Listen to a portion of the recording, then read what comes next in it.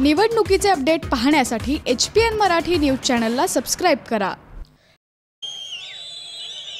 आज मी जे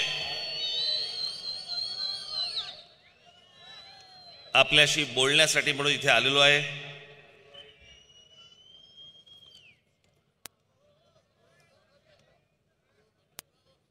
तो विषय अत्यंत गंभीर विषय आहे, कारण विषय निवडणुकीचा आहे।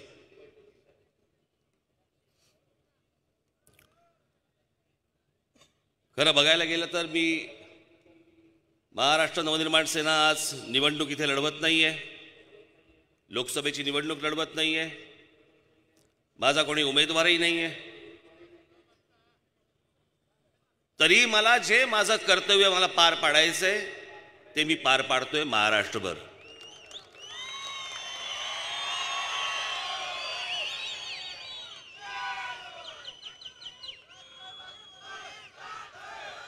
मी का फिरतोय, मी का प्रचार करतोय,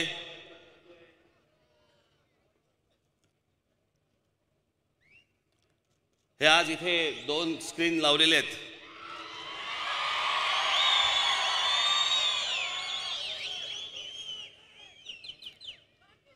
हे सगळं तुम्हाला कुठचा तरी चित्रपट दाखवण्यासाठी केलेले स्क्रीन नाही आहेत।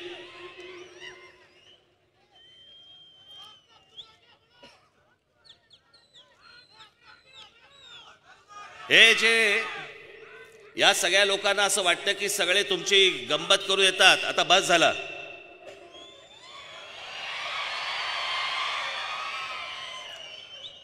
या सगळ्या लोकांना आजपर्यंत वाटतं की कोण तुम्ही, 5 वर्षातनं एकदा फक्त मतदानासाठी बोलवायचं, नंतर कोण तुमच्याकडे डोंगून बघतंय, समोर जे मिळेल ते आपलं फक्त तुमच्यासमोर फेकायचं, बोलायचं आणि निघून जायचं।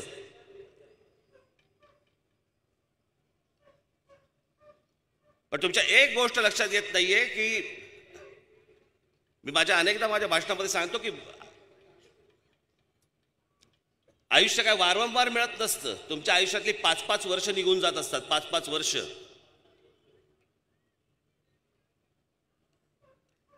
कोणी आज शाळेत असतो तो उद्या कॉलेजमध्ये जातो, जो कॉलेजमध्ये असतो तो उद्या नोकरी शोधत असतो, जो नोकरी शोधत असतो तो आपल्या परिवाराचा विचार करत असतो। आणि या सगळ्या ज्या निवडणुका तुमच्या आयुष्यामध्ये येतात, ह्या सगळ्या निवडणुकांच्या समोर ज्या वेळेला ती माणसं येतात आणि तुमच्याशी खोटं बोलायला लागतात,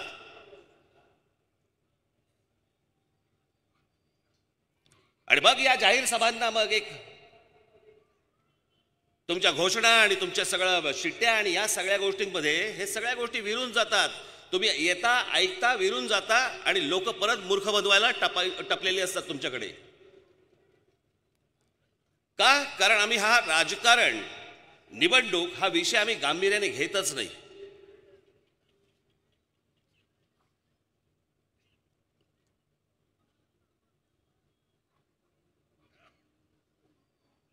आज हे जे इथे तुम्हाला दाखवणार आहे नंतर, या तुमच्या सगळ्यांच्या आयुष्याशी निगडीत असलेल्या गोष्टी आहेत।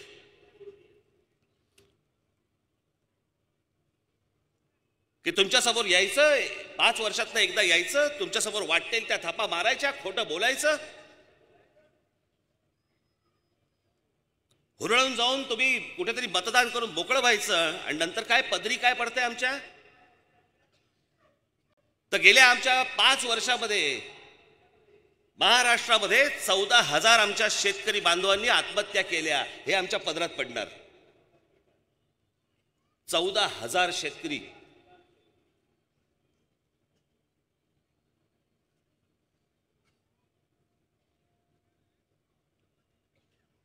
अगोदरचे वाईट म्हणून सांगून हे आले, हे त्यांच्यापेक्षा भयानक निघाले।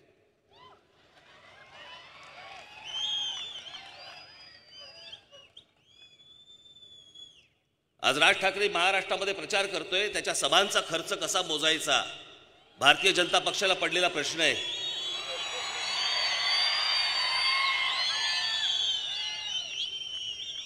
मला असं वाटतं आमच्या सभांचा खर्च मोजण्यापेक्षा 5 वर्षात किती थापा मारल्या या मोजल्या तरी खूप झालं.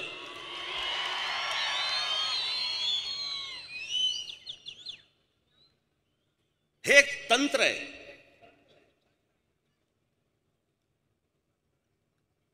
आणि तंत्र कसलं तर एखादी गोष्ट एखादी बातमी तुमच्यासमोर आणायची,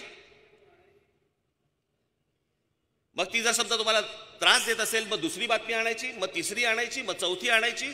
सो इतक्या रोज काहीतरी गोष्टी आणायच्या की तुम्ही सगळ्या अगोदरच्या गोष्टी सगळ्या विसरून जाता.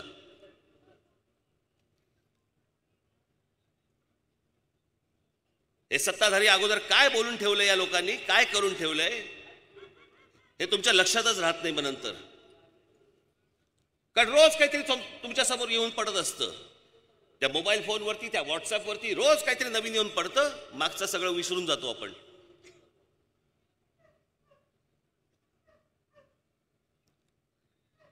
आणि या राजकारणी लोकांना, यांना सत्ताधाऱ्यांना हेच हवंय तुमच्याकडनं की अगोदरचं जे झालंय हे विसरून जा.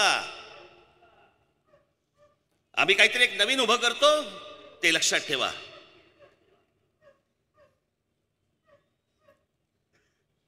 म्हणून आज पंतप्रधान नरेंद्र मोदी देशभर भाषण करताना जी स्वप्न दाखवली होती त्यांनी 5 वर्षापूर्वी, त्याबद्दल एक अवाक्षर काढायला माणूस तयार नाहीये. एक अवाक्षर.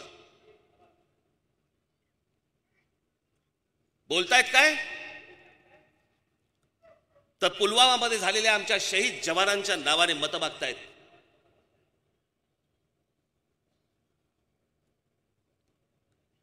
एअर स्ट्राईक केलेल्या आमच्या विमानांच्या पायलटच्या नावाने मतं मागतायत. या यादीचं काय करायचं?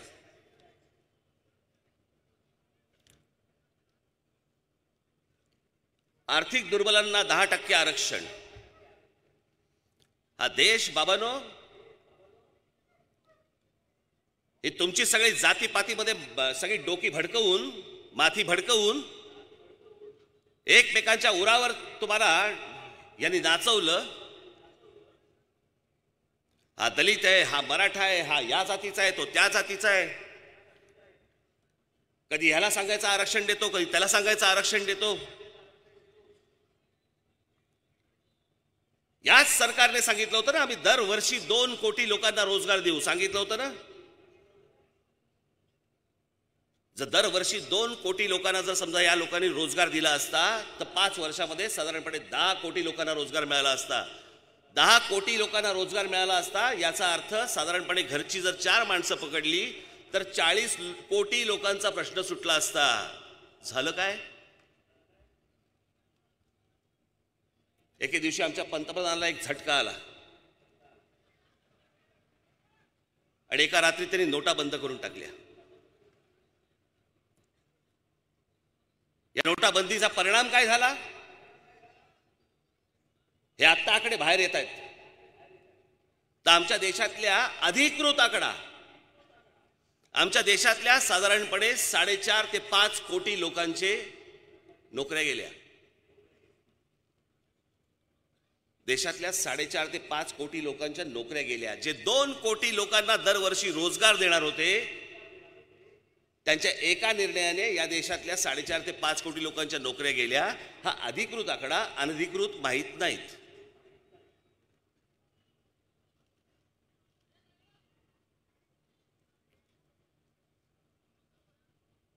काय सापडलं हाताला? आणि मग हे सगळे प्रश्न तुम्ही विचारू नयेत याच्यासाठी मग काय करायचं? दंगली घडवायच्या, जातीपातीमध्ये सगळी भांडणं लावायची. याच्या नावाने आरक्षण मागितलं की त्याचं डोकं तापतंय, त्याच्या नावाने आरक्षण मागितलं की ह्याचं डोकं तापतंय. भांडा, तुम्ही एकमेकांमध्ये भांडा. हे यांची 5 वर्ष काढून देत आहेत.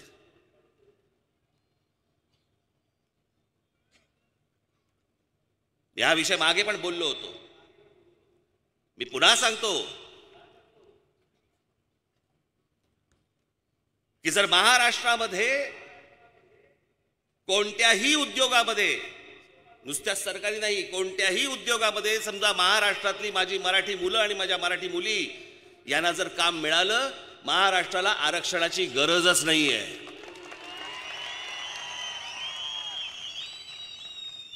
आज बाहेरची लोक येत आहेत आणि तुमच्या राज्यामध्ये कामं घेत आहेत आणि आमच्या महाराष्ट्रामधला तरुण हातावर हात ठेवून बसलाय ग्रामीण भागात. मुंबईसारख्या ठिकाणी, पुण्यासारख्या ठिकाणी, नाशिकसारख्या ठिकाणी, नागपूरसारख्या ठिकाणी, ठाण्यासारख्या ठिकाणी, अनेक ठिकाणी अनेक कंपन्या येत आहेत, माणसं भरली जात आहेत. तुम्हाला माहिती? तुम्हाला नाही माहिती. महाराष्ट्राला माहितीच नाही. आमच्या मुलांना कल्पनाच नाही. आम्ही कशात गुंतलोय? आम्ही जातीपातीमध्ये भांडण्यात गुंतलोय. हा त्या जातीचा, हा या जातीचा, आरक्षण त्याला का, मला का नाही? आहेत कोणा नोकऱ्या? सरकारी नोकऱ्या आहेत. हे जे आपण बाबांनो आरक्षण आरक्षण जे बोलतोय ना, हे आरक्षण फक्त मिळू शकतं कुठे? जिथे सरकारी कारखाने असतील तिथे, जिथे सरकार असेल तिथे. खाजगी क्षेत्रामध्ये आरक्षण नाहीये. आणि आज देशभर जर समजा तुम्ही बघितलं तर सरकारी नोकऱ्या राहिल्यात किती? 4% आणि 5%. बाकीच्या नोकऱ्या कोणत्या आहेत? सगळ्या खाजगी क्षेत्रातल्या आहेत. मग हे फक्त तुमची जातीवरनं मतं मागण्यासाठी म्हणून, मतं मिळवण्यासाठी म्हणून तुम्हाला फक्त आमिष दाखवत आहेत आरक्षणाची.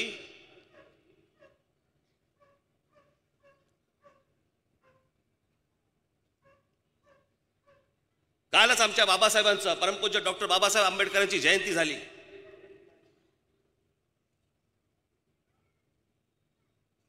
हे सरकार किती वर्ष बोलते? 5 वर्ष होत आली. बाबासाहेब आंबेडकरांचं आम्ही स्मारक करणार आहोत. कुठे आहे स्मारक?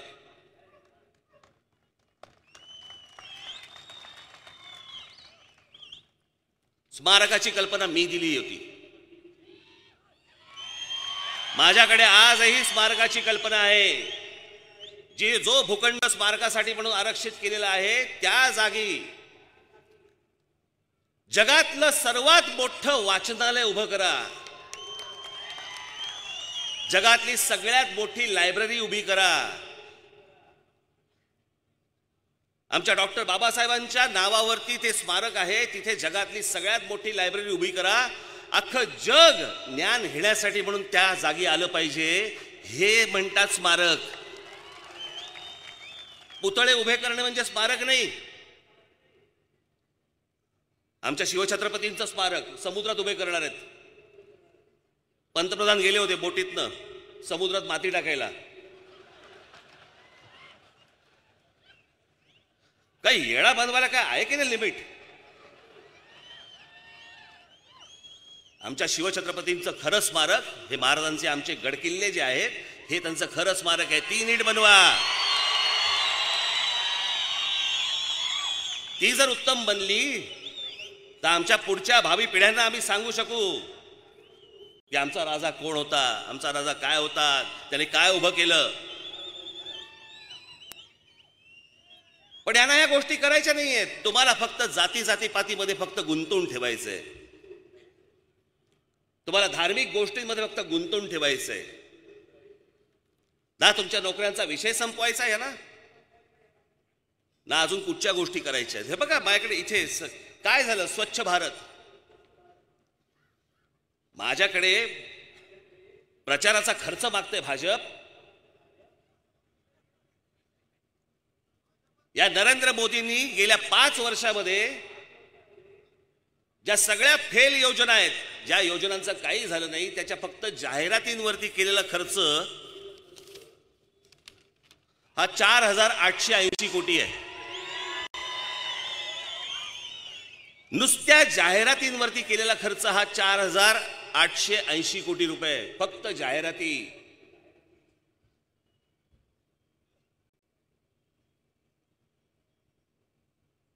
माझ्याकडे खर्च मागताय तुम्ही. या खर्चाचं काय झालं ते पहिलं सांगा.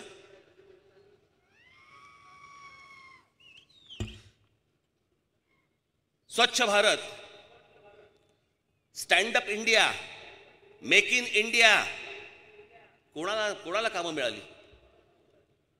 मध्यंतरी एक नगरचा मुलगा माझ्याकडे आला होता. याच मेक इन इंडियामध्ये तो बोलला मला त्या मेक इन इंडियाचे मला मिळवण्यासाठी म्हणून मला इतके पैसे चालायला लागले, इतके पैसे घालायला लागले, त्याची अवस्था अशी होती की त्यांनी शेवटी आमच्या बाळा नांदगावकरांना फोन केला. माझं काहीतरी 9 तारखेला का 19 तारखेला माझं भाषण झालं, ते त्यांनी ऐकलं. तरुण पोरगा आहे आपल्या अहमदनगरचा, आणि त्यांनी बाळा नांदगावकरांना सांगितलं मी आत्महत्या करणार होतो, राज ठाकरेंचं भाषण ऐकलं म्हणून तुम्हाला फोन केलाय, मला त्यांना भेटायचंय.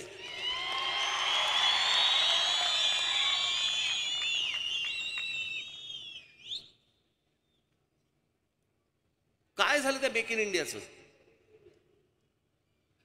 कोणाला कामं मिळाली?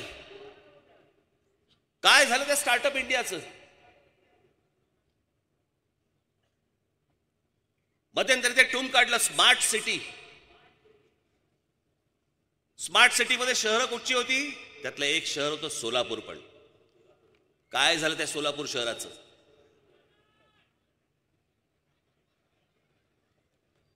नाशिक महानगरपालिका ज्या वेळेला आपण बघत होतो त्यावेळेला नाशिक महानगरपालिकेमध्ये महानगरपालिका आणि उद्योगपतींच्या पैशांमधनं जे नाशिकमध्ये मी उभं केलं, आज भाजपवाले स्मार्ट सिटीच्या नावाखाली त्या गोष्टी दाखवत आहेत. कारण त्याच्याकडे दाखवण्यासाठी काही नाहीच आहे, केलेल्या गोष्टी कोणत्याच नाही आहेत. मी तुम्हाला फक्त त्या स्मार्ट सिटीचं, कुठे गेला रे कागद? तो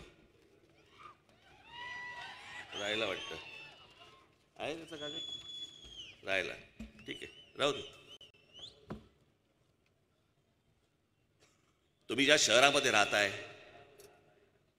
पंतप्रधान येऊन तुम्हाला स्वप्न दाखवतो माणूस.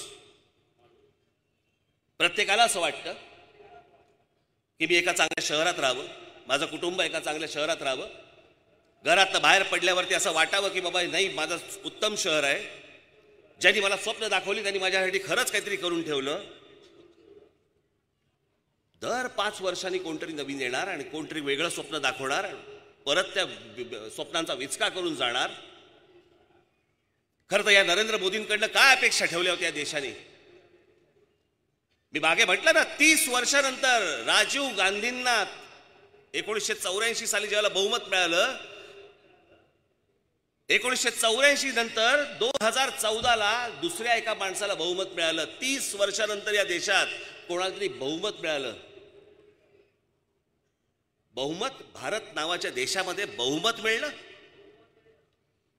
या देशातल्या लोकांनी तुमच्यावरती प्रेम केलं. या देशातल्या लोकांनी तुम्ही सांगितलेल्या स्वप्नांवरती भरभरून मतदान केलं. आणि कालांतराने या देशाच्या लक्षात आलं तुम्ही खोटं बोललात या देशाशी. नरेंद्र मोदी या देशाशी थापा मारल्या, खोटं बोलले. आणि जी स्वप्न दाखवली त्या स्वप्नांबद्दल आज सकार शब्द हा माणूस काढायला तयार नाहीये. आमच्या शहीद झालेल्या जवानांबद्दल आज हा माणूस त्यांना पुढे करतोय आणि त्यांच्या नावाने मतं मागतोय.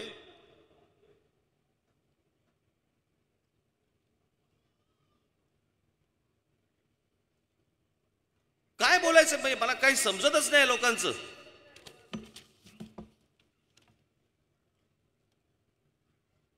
मी त्या दिवशी गुढीपाडव्याच्या सभेमध्ये मी सांगितलं होतं, गुढीपाडव्याची सभा बघितली असेल कदाचित तुम्ही. त्या गुढीपाडव्याच्या सभेमध्ये याच नरेंद्र मोदींनी जाहीर केलेला डिजिटल विलेज हरिसाल, मी आता जे बाबांना तुम्हाला दाखवणार आहे ना, हे तुम्ही हा हा हुहू करून बघू नका. हे गांभीर्यानेच पाहणं गरजेचं आहे. म्हणजे ही माणसं तुम्हाला काय प्रकारचं मूर्ख बनवतायत हे तुम्हाला कळेल. मी त्या दिवशी गुढीपाडव्याच्या सभेमध्ये जे दाखवलं होतं ते पहिल्यांदा मी आता तुम्हाला पहिलं ते दाखवणार आहे. ते पहिल्यांदा तुम्ही बघा. पहिलं गुढीपाडव्याच्या सभेतलं दाखव.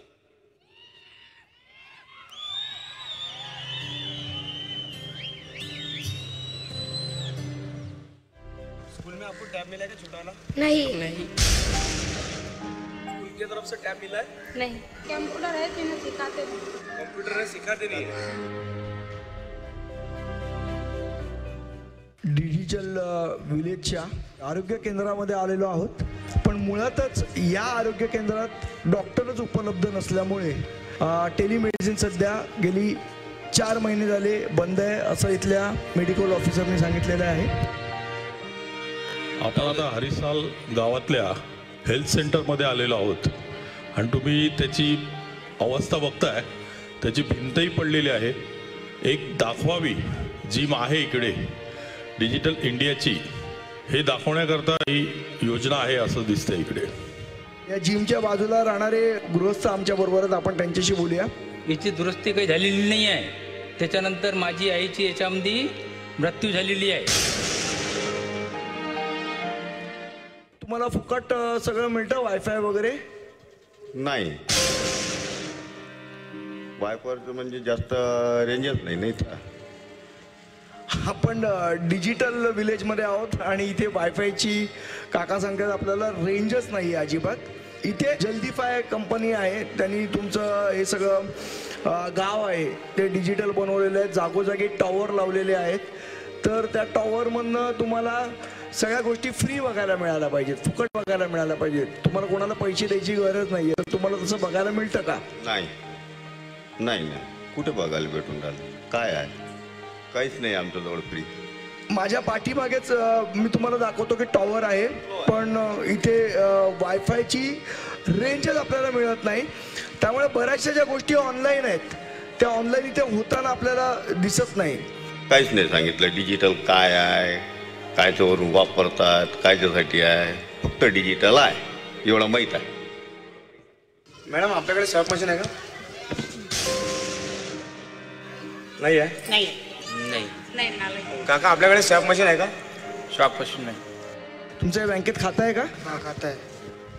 तुमच्याकडे ATM कार्ड आहे का? नाही आहे. मग तुम्ही पैसे कसे काढता बँकेतनं? अकाउंटमध्ये म्हणजे बँकेत जाऊन काढता का तिथे मशीनमध्ये पैसे काढता? बँकेत जाऊन. हां. मग तुम्हाला बँकेने कार्ड नाही दिलं का? नाही. डिजिटल इंडिया आपण म्हणतो, पण बऱ्याचशा कस्टमरकडे बँकेचं ATM कार्डच नाही आहे. ये खेती आपकी है क्या? हाँ. सिर्फ खेती करते हो यार और कुछ? बस खेती काम ही करते हो? ये गाँव डिजिटल हुआ, पता है ना आपको? हाँ. आप मोबाइल यूज करते हो क्या? मोबाइल नहीं ना अपने पास. मोबाइल नहीं है? हाँ. घर में किसी के पास? घर में भी नहीं है. घर में भी नहीं है? नहीं.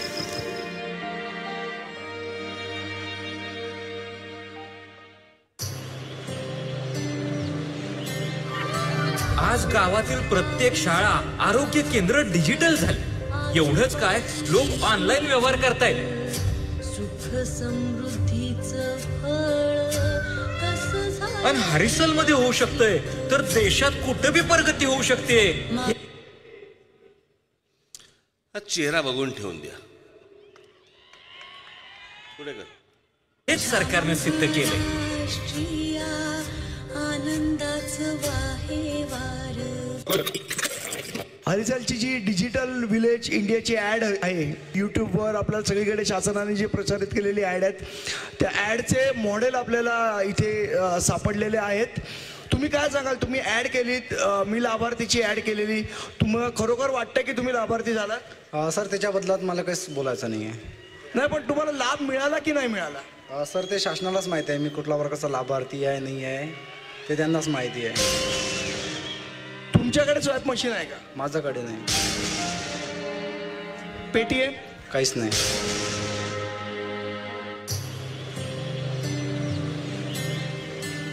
मी लाभार्थी होय, हे माझं सरकार. होय हे माझं सरकार.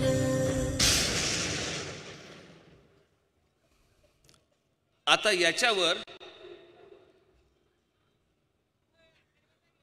मुख्यमंत्री देवेंद्र फडणवीस माझ्याबद्दल काय बोललेत ते ऐका. तुम्ही मगाशी डिजिटल इंडियाचा विषय काढला होता, त्याच्यामध्ये राज ठाकरेंनी एक क्लिप काल दाखवली होती हरिसालची. हरिसाल डिजिटल झालं असं तुम्ही म्हणत होतात, मात्र त्यांनी पूर्ण पोलखोल केली त्याची. आजही तुम्ही जाऊन बघा हरिसालला. माझं म्हणणं राज ठाकरे गेलेच नाहीत.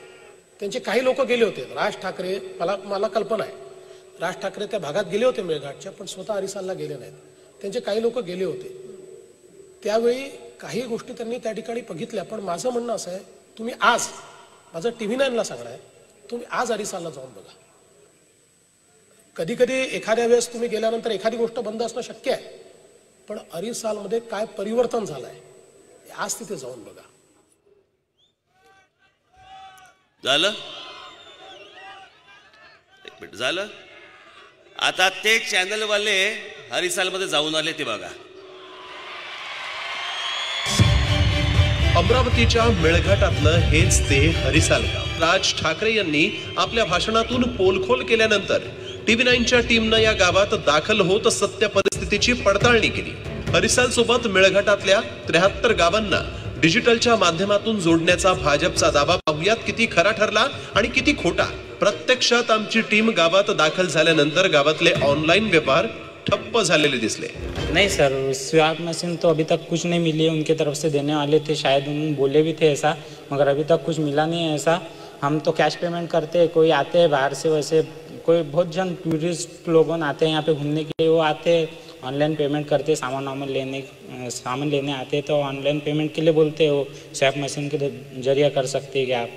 तो हमारे पास तो मशीन ही नहीं ना सर, हम कहाँ से करेंगे. गावात महाराष्ट्र बँकेचं केवळ एकच ATM असून ते सुद्धा गेल्या 1 महिन्यांपासून बंद आहे. बँकेच्या सेवा डिजिटल देण्याचा भाजपचा दावा इथे पुरता फोल ठरला.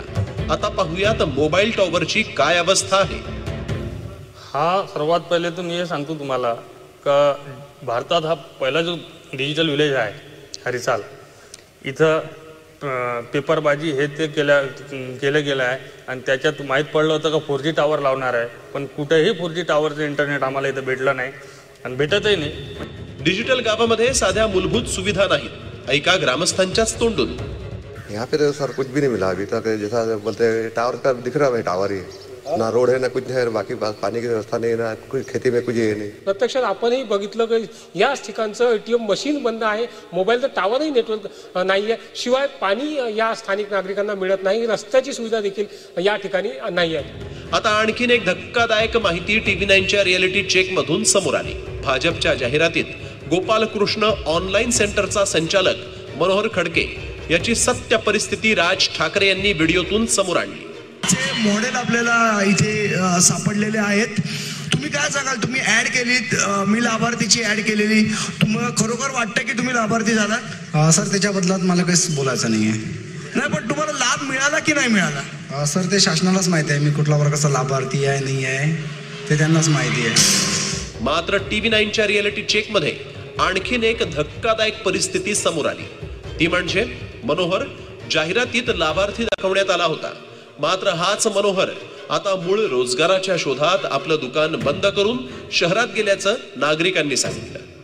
तर कामाच्या शोधासाठी पुण्याला गेला असं माहीत पडलं आम्हाला आणि दुकान कमीत कमी 4-5 महिन्यापासून बंद पडलेली आहे. आणि जो मुलगा होता इथं ऑनलाईनचं काम करणारा, त्याचं काही ऑनलाईन इथं चालू नाही राहिलं होतं. हरिसाल गाव डिजिटल झाल्याचा गाजावाजा भाजपनं संपूर्ण देशामध्ये केला. त्यानंतर राज ठाकरेंनी भाजपची पोलखोल करत हरिसालची परिस्थिती उघड केली. या दोघांचेही दावे पडताळत TV9नं रियालिटी चेक केला आणि या रियालिटी चेकमध्ये भाजप फोल ठरली. भाजपचे जाहिरातीतले दावे खोटेच असल्याचं सिद्ध झालं. राजकारणात हेवे दावे केले जात असले तरी राज यांनी व्हिडिओतून दाखवलेली परिस्थिती आणि TV9नं केलेला रियालिटी चेक दोन्ही भाजपला तोंडावर पाडणारेच ठरले. सुरेंद्र आकोडे, TV9 मराठी, अमरावती.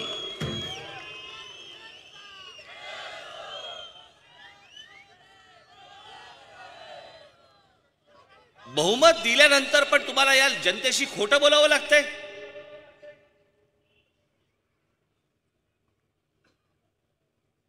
पंतप्रधानांनी जाहीर केलेलं पहिलं डिजिटल गाव म्हणून ज्या ठिकाणी तुम्ही जाऊन जाहिरात करता, तिथली स्थानिक लोक तुम्ही त्यांच्याशी बोलून त्यांना समोर आणता, तो जो त्या जाहिरातीतला जो मुलगा आहे ना, जो हरिसाल गाव सोडून तिथून निघाला, मी आज तुमच्या समोर त्याला मुद्दामून बोलवलाय. बोलो.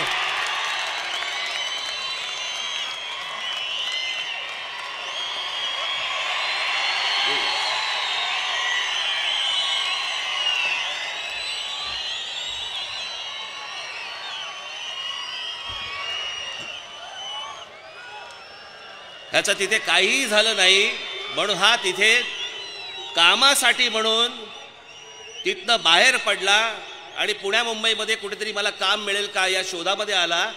तिथे आपल्या काही लोकांना हा भेटला, त्याच्यातनं हा माझ्या संपर्कामध्ये आला.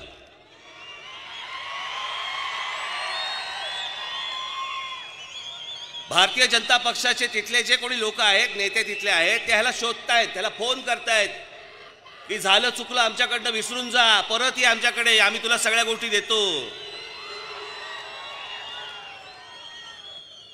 जवळ बस.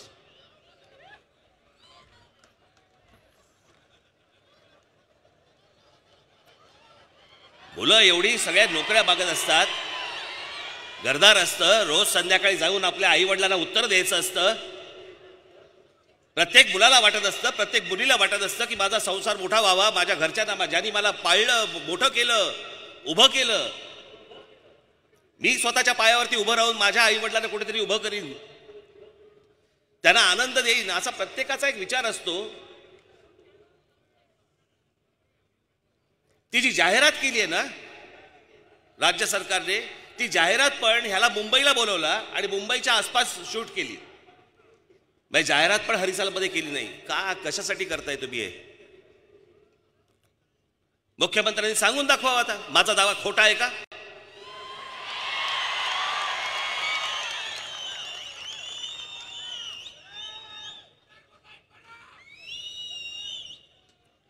या सगळ्या गोष्टींकडे हे बघा, मी ज्यावेळेला तिथे पोहोचलो, तिथे मी ज्यावेळेला गेलो त्यावेळेला आमच्या संदीप देशपांडे या लोकांना, त्यांनी मला तिकडे कोणीतरी माहिती सांगितली. मग मी त्यांना सांगितलं, म्हटलं जरा जा तिथे गावात जाऊन बघा जरा.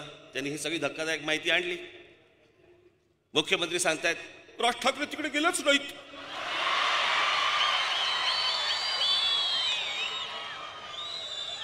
माझं असं म्हणणं आहे, मग ज्या मुख्यमंत्र्यांनी महाराष्ट्राला सांगितलं की मी 1,20,000 विहिरी महाराष्ट्रामध्ये बांधल्या, कोणत्या विहिरीवरती पाणी काढायला मुख्यमंत्री गेले होते?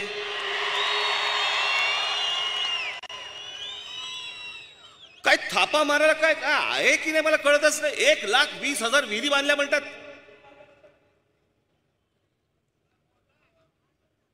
आणि महाराष्ट्रामधली साधारणपणे 27-28 हजार गावं आज दुष्काळग्रस्त म्हणून जाहीर केली आहेत.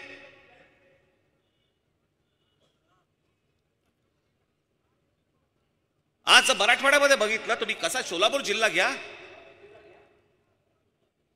मी कालच माझ्या नांदेडच्या सभेमध्ये सांगितलं, मराठवाड्यामध्ये तर जवळपास 1,000-1,200 फूट खाली पाणीच मिळत नाहीये.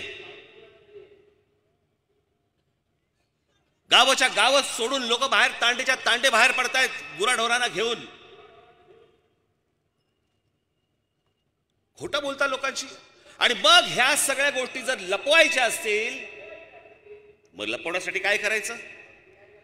सोपा उपाय, साधा उपाय तुमच्यासाठी. तुमच्या सगळ्यांच्या जाती बाहेर काढायच्या आणि मग जाती जातीमध्ये भांडणं लावून द्यायची. मग बसा भांडत. नंतर कशाला तुम्ही जातीपातीमध्ये भांडायला लागला, धार्मिक भांडायला लागलात की तुम्ही नंतर विचारताय कशाला कुठच्या नोकऱ्या आणि कुठचं पाणी आणि कुठचं शिक्षण?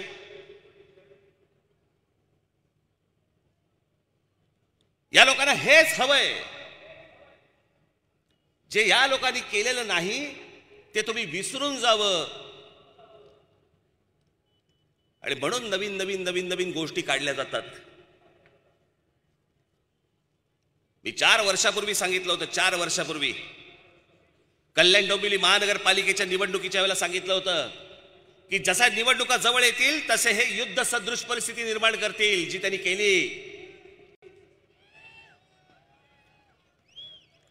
आज आमच्या पुलवामामध्ये जवळपास 41 आमचे जवान शहीद झाले.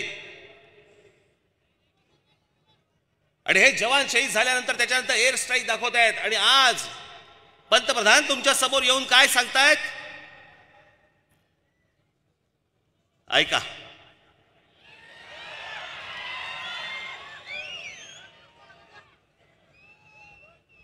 मैं आपसे कहना चाहता हूं मेरे देश के फर्स्ट टाइम वोटर को, आप भी संकल्प कीजिए ऐका कि पहला वोट आपका, जो आपके जीवन की ऐतिहासिक घड़ी है, आपके जीवन पर याद रहेगा कि पहला वोट कब डाला, कहां डाला, कौन सा चुनाव था, किसको डाला, ये जीवन भर याद रहने वाला है. हर किसी को पहली घटना याद रहती है। मैं जरा कहना चाहता हूं मेरे फर्स्ट टाइम वोटरों को, क्या आपका पहला वोट पाकिस्तान के बालाकोट में एयर स्ट्राइक करने वाले वीर जवानों के नाम समर्पित हो सकता है क्या? मैं मेरे फर्स्ट टाइम वोटर से कहना चाहता हूं कि आपका पहला वोट पुलवामा में जो वीर शहीद हुए, उन वीर शहीदों के नाम आपका वोट समर्पित हो सकता है क्या? जवानांच्या नावाने मतं मागतात आता.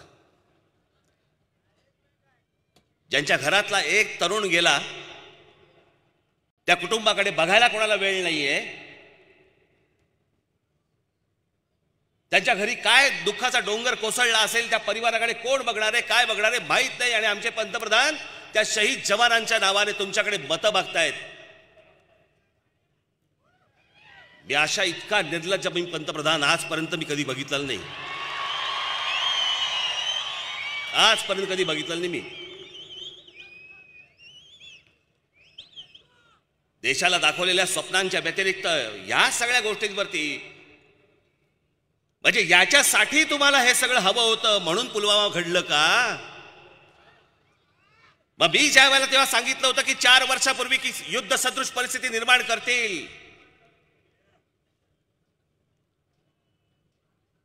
हे त्याचंच द्योतक आहे.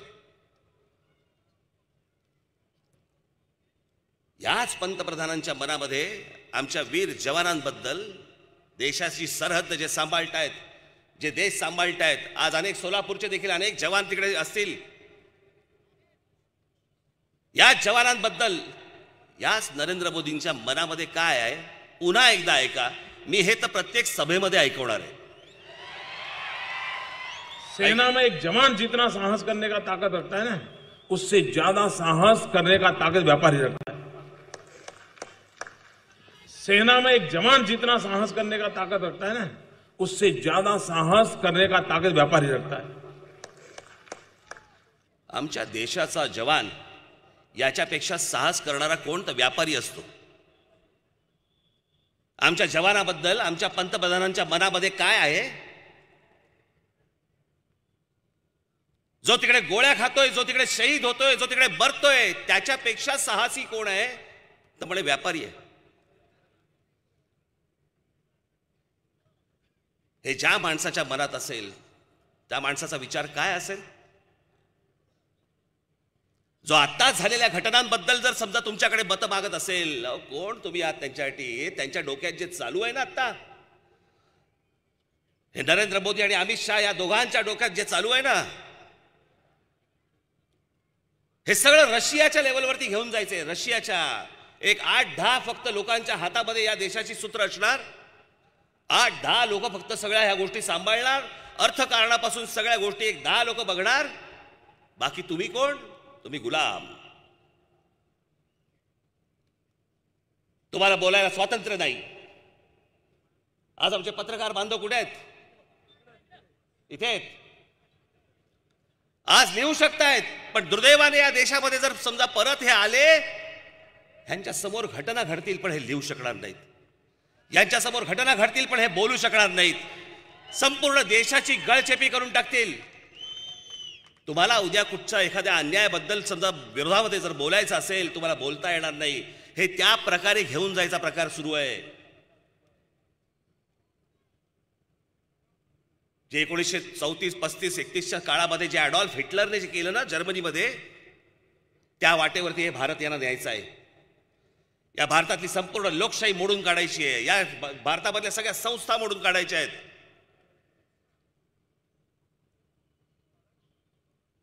हे जे चालू आहे त्यांचं सरळ चालू नाहीये. म्हणून मी आज कोणताही उमेदवार उभा न करता, पक्षाचं कुठचंही काही निवडणूक न लढवता मी तुमच्या समोर आलोय. फक्त तुम्हाला जागा करायला. बाबांनो, पुन्हा बळी पडू नका.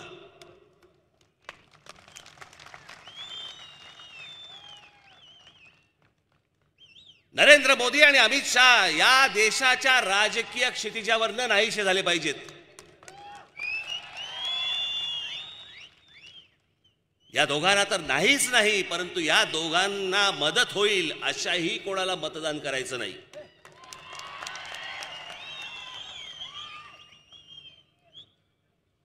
ही माणसं तुमच्याशी खोटं बोलली आणि खोटं बोलली तर बोलली, पुन्हा निर्लज्जपणे तुमच्या समोर येऊन सांगतायत की काय फरक पडतोय. आम्ही असं काही बोललोच नव्हतो, आम्हाला असं काही सांगायचंच नव्हतं. याच पंतप्रधानांनी सांगितलं होतं की मी या देशातल्या परदेशामधनं मी पैसे आणीन, जो काळा पैसा परदेशामध्ये आहे तो पैसा सगळा मी इथे परत आणीन, भारतामध्ये आणीन आणि या देशातल्या प्रत्येक माणसाच्या खात्यामध्ये मी 15-15 लाख रुपये टाकीन. बोलले होते की नव्हते? हाच प्रश्न ज्या वेळेला अमित शहाना विचारला, तुमच्या व्हॉट्सअपवरती कधीतरी एखाद्या वेळी तुम्ही हा पाहिलेला असणारच आहे, पण विसरून जातो माणूस. मी पुन्हा तुम्हाला जागा करण्यासाठी मी पुन्हा एकदा व्हिडिओ दाखवतोय. हा हसण्यावारी नेऊ नका, हे तुम्हाला गृहीत धरतायत. ब्लैक मनी भी मुद्दा बना हुआ है. माना आप कह रहे हैं कि हमने तो एसआईटी बना दी थी, हम एक्शन ले रहे हैं और पूरी कार्रवाई हो रही है और काला धन आएगा, लेकिन जो चुनावी भाषण में प्रधानमंत्री ने बात कही उसको वो बार बार दोहरा रहे हैं कि 15 लाख रुपए अकाउंट में क्यों नहीं आ रहे. देखिए, ये जुमला है. किसी के अकाउंट में 15 लाख रुपया कभी नहीं जाता, वो उनको भी मालूम है और आपको भी मालूम है, देश की जनता को भी मालूम है. ये जो काले धन वापिस लाकर गरीबों को फायदा पहुंचाने की बात है, उनकी योजनाएं बनती, उनके फायदे के लिए काम होता है, इस माध्यम से पैसा जाता है. किसी को कैश कभी नहीं दिया जाता, वो सबको मालूम है. ये भाषण देने का एक तरीका है, एक जुमला है. ये एक भाषण देने का तरीका है, ये एक जुमला है. म्हणजे तुम्हाला मूर्ख बनवलं. हेच माणसं तुम्हाला गृहीत धरतायत. आजपर्यंत असंच गृहीत धरलं. आम्ही हा हा हो हो ही ही करत बसलो. आम्ही कोणाच्या सभा असल्या तर आम्ही शिट्ट्या वाजवत बसलो, सगळ्या गोंधळ घालत बसलो. म्हणून मी आज हे जे तुमच्या समोर दाखवल्या ना गोष्टी, हे एवढ्यासाठीच आहेत. एक तर बाप दाखवा ना तर श्राद्ध घाला.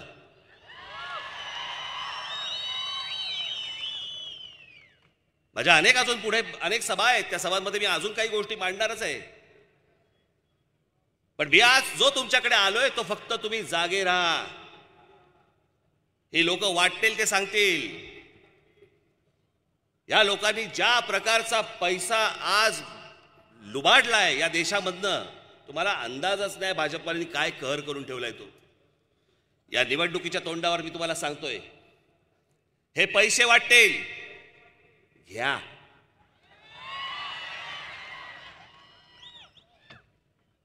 जर पैसे वाटले तर घ्या. ह्यानी देश ह्यानी रिकामा केला, देश ह्यानी लुटला.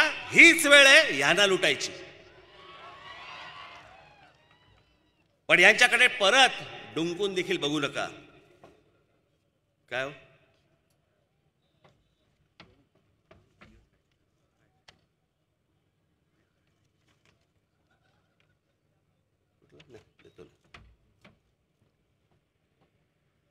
ही माणसं तुम्हाला फक्त नाचवत राहतील. किती खोटं बोलायचं. वाटलं पहिले अगोदरचे वाईट म्हणून ह्यांच्या हातामध्ये सत्ता दिली. हे असे निघावेत. ज्या माणसावरती विश्वास टाकला त्यांनी केसाने गळा कापावा. आज आमच्या देशामध्ये ज्या बलात्काराचं प्रमाण 2014 पासून 2018-19 पर्यंत जे वाढलंय या देशामधलं, हे त्याच्या आधीही नव्हतं. या संपूर्ण नोटबंदीमुळे आज सोलापूरमधले अनेक कारखाने, जवळपास इकडे यंत्रभाग कामगार कारखाने, याच्यामध्ये 84,000 जण काम करत होते. आज 44,000वरती आलेत. 44,000 लोकांच्या नोकऱ्या गेल्यात, कामं मिळत नाहीयेत.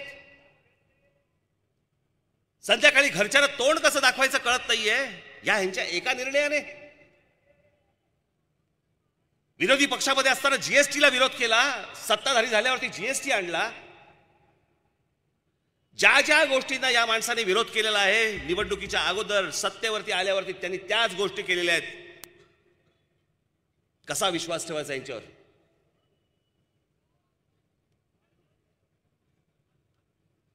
कोणतीही गोष्ट करायला तयार नाहीत. नोकऱ्या लावायला तयार नाहीत, शेतकऱ्यांचा प्रश्न सोडवायला तयार नाहीत, शेतकऱ्यांचं तुम्हाला कर्ज माफ करता येत नाहीये, उद्योगपतींचं कर्ज माफ करता येतं.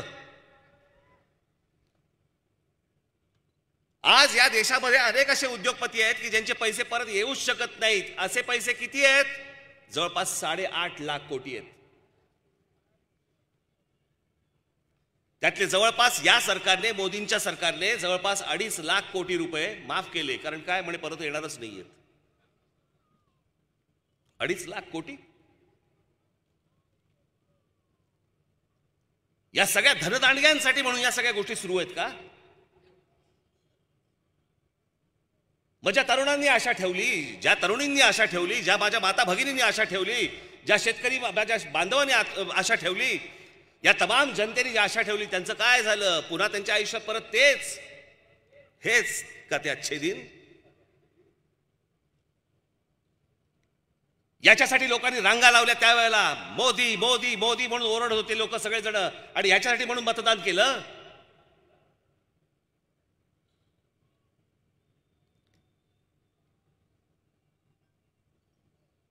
शी, काय बोलायचं आहे लोकांना?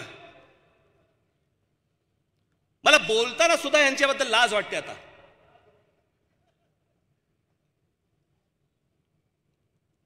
की तुम्ही इतकं प्रेम करता, तुम्ही इतका विश्वास दाखवता, आणि इतका विश्वास दाखवल्यानंतर देखील जर इतकं खोटं बोललं जाणार असेल, आणि दुसऱ्याच लोकांसाठी निवडणुकीच्या आधी काय म्हणत होते? पाकिस्तानला लव्ह लेटर पाठवायचं बंद करून टाका मनमोहन सिंगांनी. पंतप्रधान झाल्यावरती शपथविधीला तुम्ही पाकिस्तानचा नवाज शरीफांना शपथविधीला बोलवता. काहीही कारण नसताना हवेतल्या हवेत विमान फिरवून तुम्ही पाकिस्तानला, लाहोरला जाता का? अहमदाबाद त्यांच्या कुठेतरी जागी जाता, आणि तिकडे जाऊन बिर्याणी खाता, तिकडे जाऊन केक भरवता नवाज शरीफना. काय वाटलं असेल आमच्या जवानांना?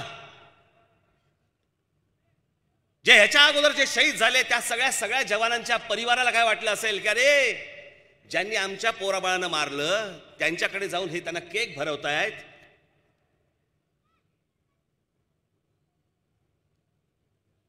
आधी वारे बाप काय वाटेल ते सांगितलं.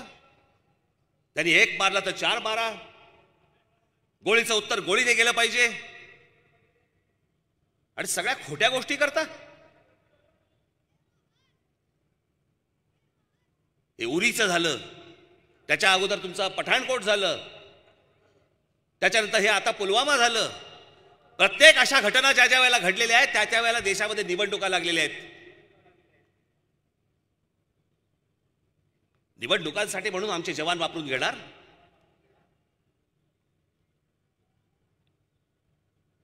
त्या आई वडिलांनी काही एवढ्यासाठी त्यांना जन्म दिलाय? जर खऱ्या अर्थाने शहीद झाले तर त्यांच्या नातेवाईकांना, त्यांच्या घरच्यांना देखील आनंद होईल की नाही, माझा पोरगा शहीद झाला. हकनाक मारला गेला. हेच मोदी विचारत होते ना अगोदरच्या सरकारला, RDX कुठून येतं मला सांगा, शस्त्र येतात कुठून सांगा, सरहद तर आपल्या हातातच आहे. मग मनमोहन सिंग सांगा हे येतं कुठून?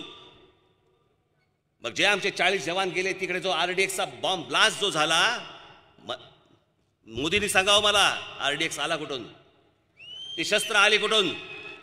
आहेत का उत्तर? यांच्याकडे उत्तर नाहीत.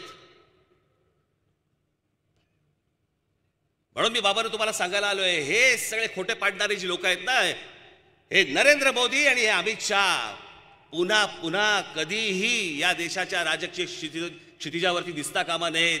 याची खबरदारी तुम्ही इथे घेणं गरजेचं आहे, आणि तो विचार करूनच आपण सगळेजण मतदानाला जाल अशी एक आशा अपेक्षा सगळ्यांकडे मी बाळगतो, आणि आपल्या सर्वांची मी रजा घेतो. धन्यवाद. जय हिंद, जय महाराष्ट्र.